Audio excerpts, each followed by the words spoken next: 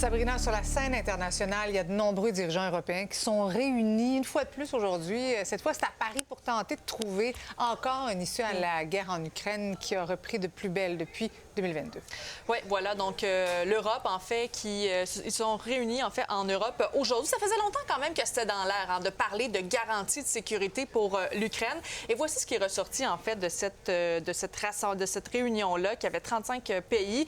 Le premier ministre canadien, Mark Carney, a même participé à cette rencontre, mais de manière virtuelle. Donc, Emmanuel Macron a dit qu'il y a 26 pays qui se sont engagés à déployer des troupes en Ukraine sur le sol, dans les mers, mais également dans les airs. On ne sait pas quand même ça représente combien de militaires qui pourraient être sur le terrain ou, force est de constater, également dans les airs.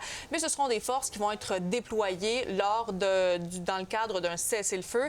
L'objectif avec ces garanties de sécurité, c'est de dissuader, bien sûr, la Russie d'une nouvelle agression.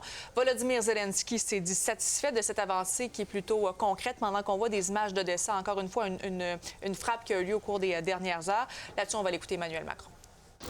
Cette force n'a pas pour volonté ou pour objectif de mener quelques guerres contre la Russie, mais c'est une force qui doit garantir la paix et apporter très clairement un signalement stratégique.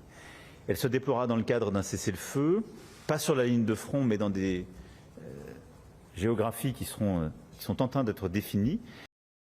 Sabrina, il y a eu un appel téléphonique justement avec le président américain. Oui, parce que Donald Trump n'était pas présent physiquement, mais il a quand même pris part aux discussions. Alors, Emmanuel Macron a donné les détails, en fait, de cette rencontre-là. Alors, il a dit que dans les prochains jours, il y aura d'autres discussions avec les Américains pour compléter le soutien des États-Unis dans les fameuses garanties de sécurité. Et Donald Trump, en fait, souhaite que tous les pays coordonnent les sanctions contre la Russie, question d'être plus efficace. Et les dirigeants sont revenus sur le fait qu'il doit y avoir une rencontre entre Poutine, bien sûr, et Zelensky, mais aussi possiblement avec Donald Trump et un représentant de l'Union européenne. Pendant qu'on voit à l'instant, donc c'est Mark Rutte qui est le secrétaire général de l'OTAN.